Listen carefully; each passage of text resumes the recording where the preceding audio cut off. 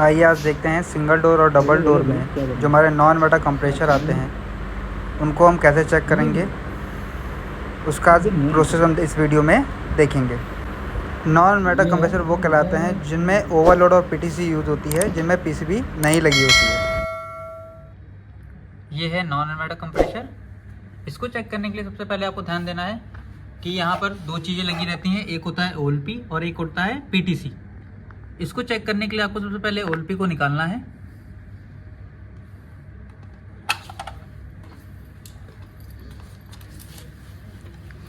OLP और PTC को आप पहले रिमूव करेंगे और ओएलपी और पीटीसी की रेजिस्टेंस चेक करेंगे। उसके लिए मीटर को आपको ओम पे सेट करना है, जिसे आप क्वांटिटी या बजर बोलते हो। जैसे यहाँ पर आप देख पा रहे होगे,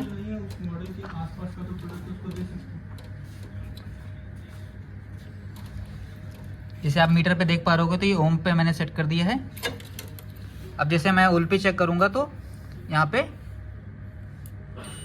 बजर आ रहा है, मीन्स ओएलपी ओके है।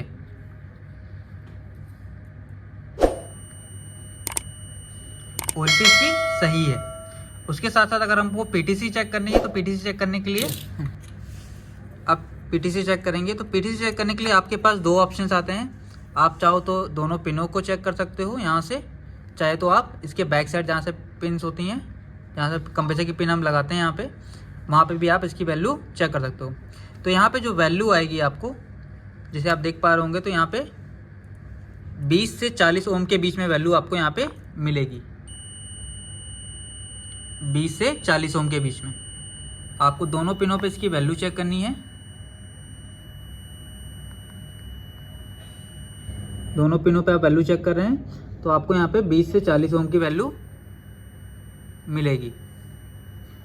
इसके साथ साथ आपको कंप्रेसर की रेजिस्टेंस चेक करनी है। अगर ये दोनों चीज़ सही आ रही हैं तो इसके बाद आपको कंप्रेसर की रेजिस्टेंस चेक करनी है।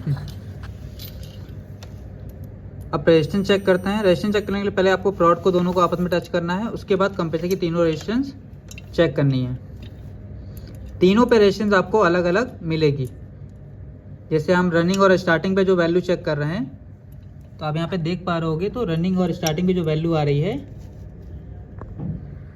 वो 42.7 मतलब 42 ओम के आसपास वैल्यू आ रही है।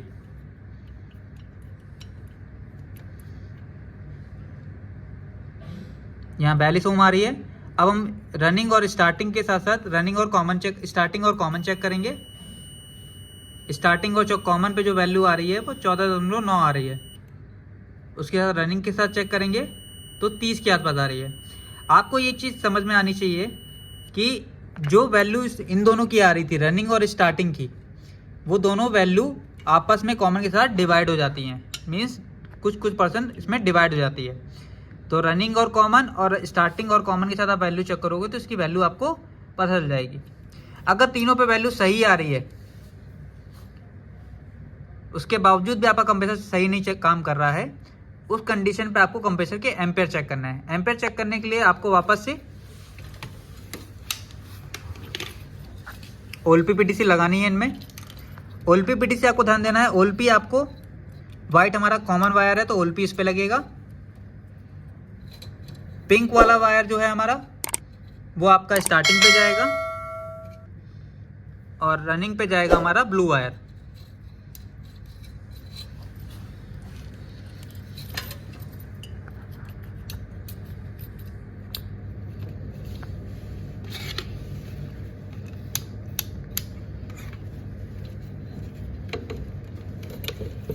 इस तरीके से क्लैम मीटर फंसा लेंगे और वापस से पीटीसी को लगा देंगे।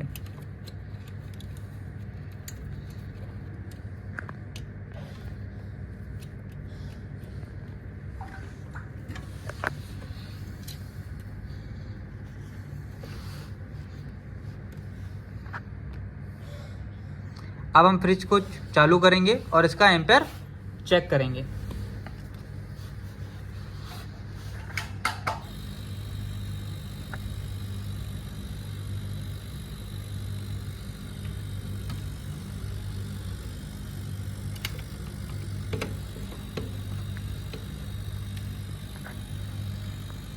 अभी आप देख पा रहे हो तो यहाँ पे 0.1 एम्पेयर पे चल रहा है ये।